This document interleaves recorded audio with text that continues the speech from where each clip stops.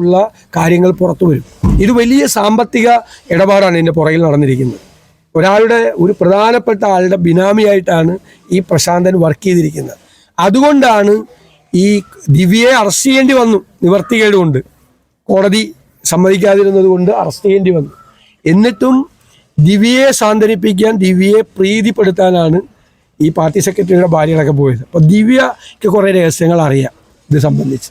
അത് വെളിപ്പെടുത്തുമോ എന്നുള്ള പേടി പാർട്ടിയുടെ നേതാക്കന്മാർക്കുണ്ട്.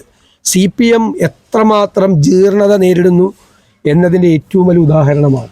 സർക്കാർ സാധാരണക്കാരായ മനുഷ്യർക്ക് എത്രമാത്രം നീതി നിഷേധിക്കുന്നു എന്നതിൻ്റെ ഏറ്റവും അവസാനത്തെ ഉദാഹരണം കൂടിയാണ് ഈ സംഭവം. ഈ PP ദിവ്യ മാത്രമാണോ, അല്ലെങ്കിൽ അത് PP ദിവ്യ ഇതിലൊരു ബലിയാടാക്കി മാറ്റിക്കൊണ്ട് കാര്യങ്ങൾ മുന്നോട്ട് പോകും? അതൊക്കെ അന്വേഷണം നടത്തേണ്ട കാര്യമാണ്. PP ദിവ്യ എന്തായാലും ഇടപെട്ടിട്ടുണ്ട്. PP ദിവ്യയുടെ പ്രസംഗം നമ്മൾ കേട്ടതാണ്. അതിനുശേഷം ക്യാമറയും കൊണ്ട് വന്ന് അത് മുഴുവൻ പ്രചരിപ്പിച്ച് അദ്ദേഹത്തെ അപമാനിച്ചതൊക്കെ ശരിയാണ്. അതെല്ലാം ആർക്ക് വേണ്ടിയായിരുന്നു എന്ന് കൂടി അന്വേഷിക്കണം. ആർക്ക് വേണ്ടിയായിരുന്നു? ദിവ്യയ്ക്ക് വേണ്ടി തന്നെ ആയിരുന്നു, അല്ലെ വേറെ ഏതെങ്കിലും നേതാക്കൾക്ക്, CPM നേതാക്കൾക്ക് വേണ്ടിയായിരുന്നു? ഇപ്പോഴും ദിവ്യയെ പ്രീതിപ്പെടുത്താൻ, ദിവ്യയെ തള്ളിപ്പറയാതെ ഇപ്പോഴും നവീൻ ബാബു അഴിമതിക്കാരനാണെന്ന് സംശയം വരുന്ന രീതിയിലാണ് CPM നേതാക്കൾ സംസാരിക്കുന്നത്. ഒരുപാട് ദുരൂഹതകൾ ഈ കേസിലുണ്ട്.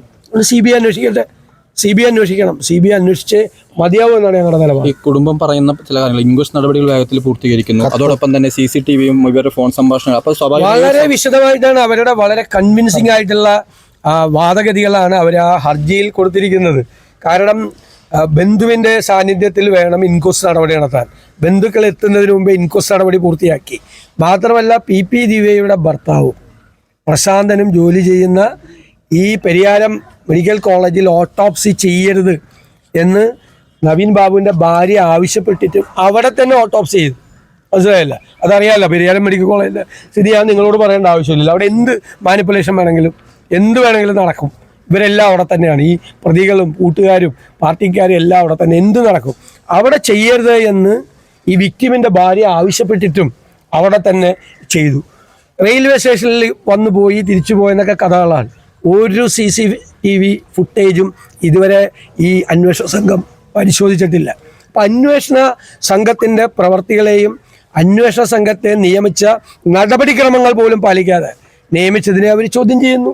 കളക്ടർക്കെതിരെ അടക്കം കളക്ടർ, തീർച്ചയായിട്ടും കളക്ടർ, ഞങ്ങളെല്ലാം ആദ്യം പറഞ്ഞത് കളക്ടറുടെ, ഞാൻ ആദ്യത്തെ ദിവസം പറഞ്ഞതാണ്, ഇവർ വന്ന് സംസാരിക്കുമ്പോൾ അയാളുടെ ആ ഇരിപ്പുണ്ടല്ലോ, അല്ല ഒരു ബോഡി ലാംഗ്വേജ് ഉണ്ടല്ലോ, എന്താണ് അതിൻ്റെ മെസ്സേജ് എന്താ? ഞാൻ അന്ന് ചോദിച്ചൊരു ചോദ്യമുണ്ട്, സോറി മാഡം ഇവിടെ ഇരിക്കുന്നത് ശരിയല്ല, അങ്ങനെ പറയാമല്ലോ. ഇതൊരു ഡൊമസ്റ്റിക് ആയിട്ടുള്ള ഒരു ഫംഗ്ഷനാണ്, ഉദ്യോഗസ്ഥന്മാരുടെ മാത്രമുള്ള ഫംഗ്ഷനാണ്, ഒരു പൊതുപരിപാടിയല്ല എന്ന് പറയാം. ഇനി അപ്പോൾ പറയാൻ മടിയുണ്ടെങ്കിൽ വളരെ മോശമായിട്ട് ADM-നെ സംസാരിക്കുമ്പോൾ അപ്പോൾ സോറി മാഡം, ഇങ്ങനെയൊന്നും ഈ യോഗത്തിൽ സംസാരിക്കരുത്, ഒരു യാത്രയപ്പ് യോഗമാണ് എന്ന് പറയുന്നത് ആകാശം ഇടിഞ്ഞു വരിക. അപ്പോൾ അതിനുശേഷം അദ്ദേഹം പിന്നീട് മുഖ്യമന്ത്രിയെ കണ്ടതിന് ശേഷമാണ് മൊഴി മാറ്റി പറഞ്ഞ് ഞാൻ തെറ്റ് ചെയ്തിട്ടുണ്ട് എന്നുള്ള രീതിയിൽ പറയുന്നത്. അതൊക്കെ വെറുതെ ഫാബ്രിക്കേറ്റ് ചെയ്ത സാധനമാണ്. അപ്പോൾ കളക്ടറുടെ നിലപാടും സംശയാസ്പദമാണ് എന്ന കാര്യത്തിൽ യാതൊരു സംശയമില്ല.